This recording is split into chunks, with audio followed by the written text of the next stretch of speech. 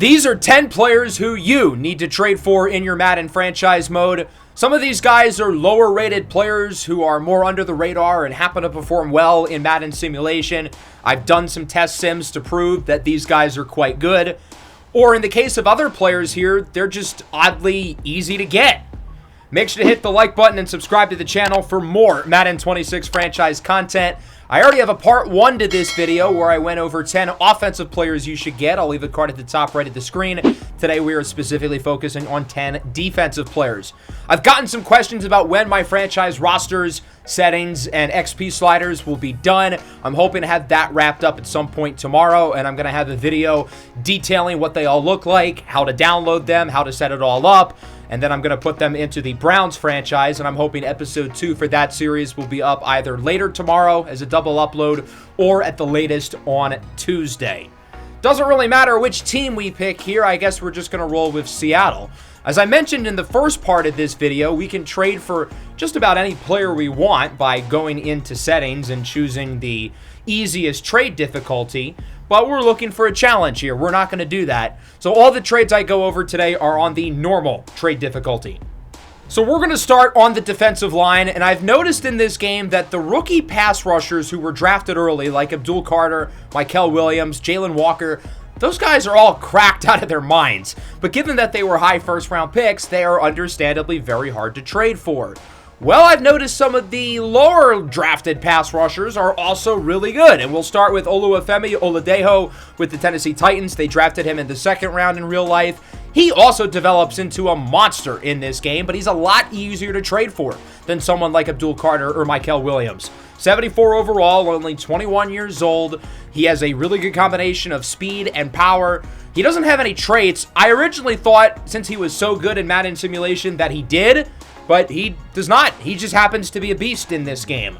So we're going to offer them Tyrese Knight, a 3rd and a 4th to get the job done. Now, Tyrese Knight is a cool young player, but Oladejo will make you forget about Tyrese Knight pretty quickly.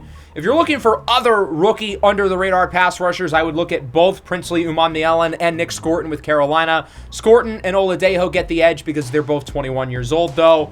So in the test simulation I did, Oladejo is a 90 at only 24 years old with superstar development. He looks like an awesome player right now, and he's going to continue to get better and better. 16 sacks in his 2nd season, really consistent otherwise.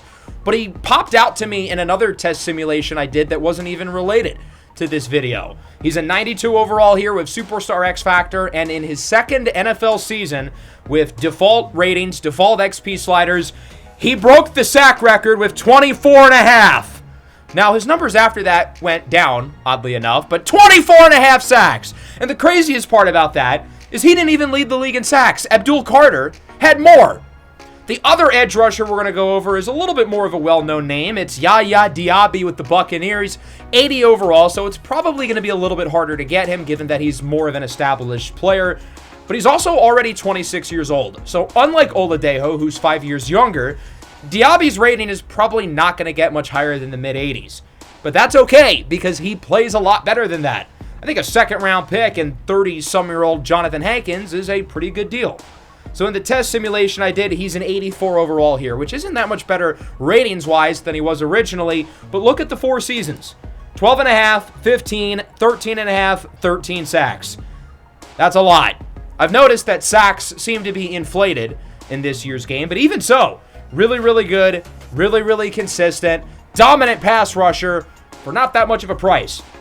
Let's kick it inside now. A guy who I've had success with in previous Maddens is Bryan Bresee with the New Orleans Saints. He's a young guy, only 23 years old, so he has room to get better. 74 overall, star development. He was a monster in Madden 25, and I've noticed that he is also really good in Madden 26. And given that he is not a starter, at least in terms of rating here in New Orleans, he's not that hard to get. It would really only cost us a 3rd rounder. I'm trying to see if we could get him for less than a 3rd rounder. All it takes is George Holani, a 64 overall, kind of useless running back, although he did just have a good game in the preseason, along with a 4th rounder. That's all it is. Another guy like Bryan Bresee in terms of rating and development trait is Mike Hall with the Browns. He is harder to get, though. So that's why I ultimately went with Bresee. In the test simulation, he's an 83 overall, and he's still only 26 years old. He's got room to get a little bit better. His numbers are really, really solid across the board. 3 seasons of double-digit TFLs. Had a year with 12 sacks in Jacksonville and was pretty good as a pass rusher otherwise. Let's move over to linebacker. Although the first 2 guys we're going to go over are actually better when you move them over to edge. We'll start with Drew Sanders with the Broncos. Now, if you want to keep him at linebacker, he'll play really well there. I had him in my Broncos franchise last year, and he was one of my favorite players to use on the team. Him and Jeffrey Bossa, the dynamic duo. Bossa, I've noticed, is pretty good in this year's simulation, but we'll focus on Drew Sanders here. 71 overall, start development. He plays a lot better than the 71 overall at linebacker, but if you move him to edge rusher, he can become one of the best pass rushers in the NFL. In terms of finding a trade, there was nothing in the trade finder, but the price is not that steep. Damian Martinez, a 3rd and a 6th, is all it costs. So I did a few simulations with Sanders. The first one is keeping him here at linebacker, and he develops into a really good player. 84 overall, superstar development, only 26 years old. So again, he's got room to get a little bit better, and his numbers are really solid. Granted, with linebackers, it's a little bit harder to tell if they're actually good. But he had seasons with 133 and 127 tackles, which are 2 of the highest tackling seasons I've seen from any player in the game so far this year. So he's getting a lot of tackles. Not that that necessarily equates with a player being good or not, but these look like strong numbers. What about when you move him to edge rusher, however? So I did a simulation with him as an edge rusher in the Steelers playbook. I've liked the Steelers defensive playbook in prior years for pass rushers, and Sanders develops pretty solid. 83 overall, multiple seasons with 15-plus sacks. This is a bad simulation for Drew Sanders. Let me show you a good one. Here he is in the New England playbook. I've really liked what I've seen from the Patriots playbook defensively so far this year. He's a 90 overall. He only has star development somehow, which once you see his actual stats, you're going to wonder why he is still at star. So the least amount of sacks he had during this 4-year run is 16. The most he's had, 28 and a half. 28 and a half sacks. That's a lot. These numbers are wild. Drew Sanders is an absolute machine as an edge rusher in Madden simulation.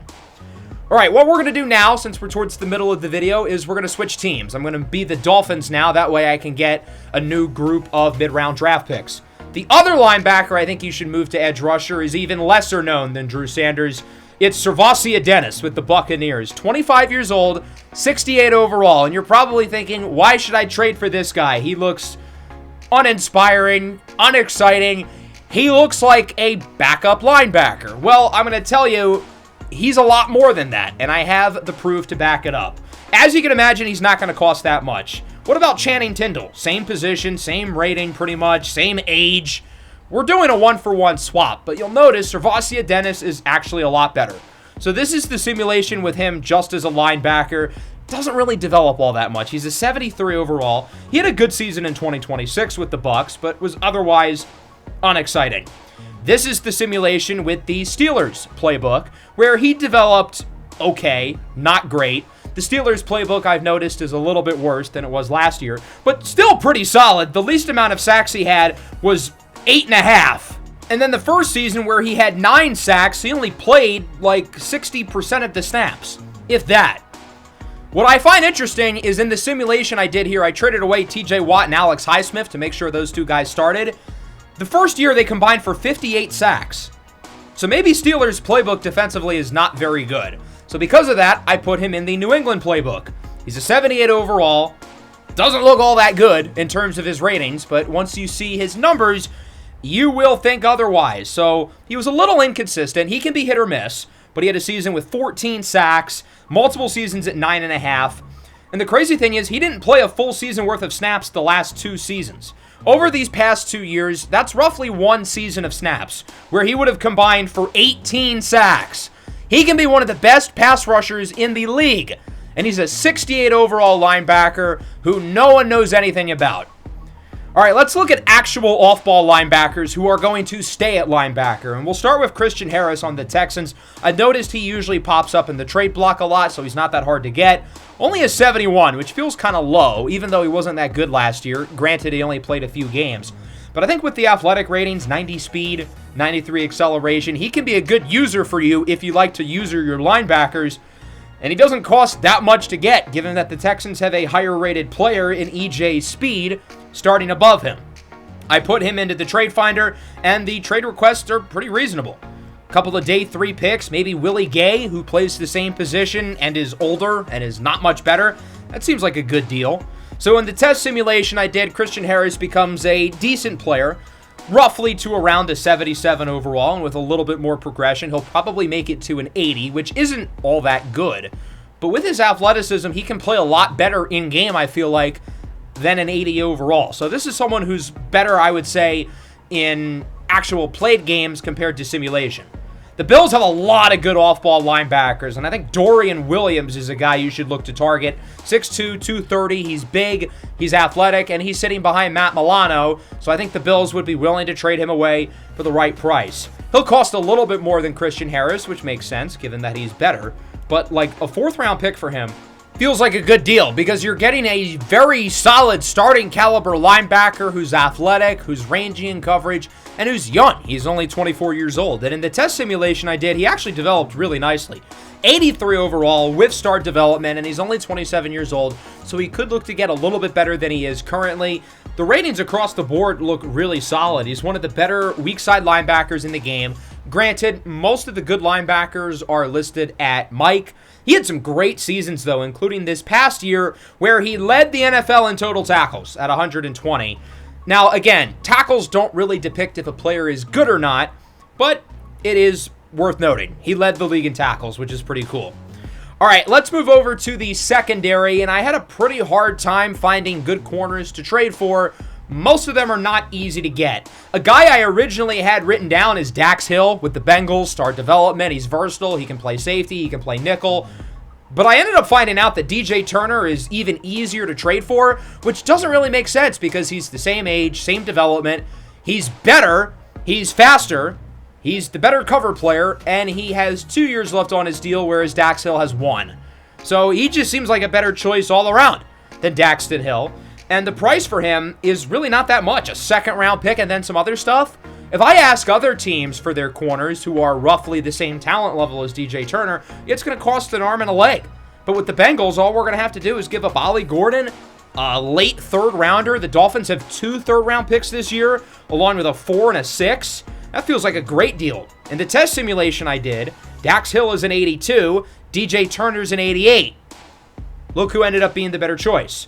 Now, again, with corners, it's kind of hard to tell based on their stats how impactful they were. In this 4-year test, Turner had 2 interceptions, which is not a lot. But interceptions are not always the end-all, be-all at corner. I wish there were more stats in this game to determine how well the corner actually played. If you really want to get a good corner, your best bet might be trading for an easy safety and then moving them outside. Kalen Bullock is surprisingly easy to get. I think Madden really screwed the Texans with some of these ratings. Nico Collins is an 89. CJ Stroud is an 81.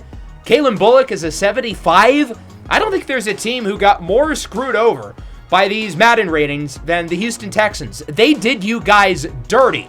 Kalen Bullock had a phenomenal rookie year last year. He's a guy who I imagine the Texans view as a long-term building block who they're not going to trade away. As a Lions fan, seeing what Kirby Joseph has done for our defense, I think there's a lot of parallels with Bullock, a ball-hawking safety drafted in the 3rd round. The price is quite reasonable. All we would have to do is trade a guy like Aaron Brewer.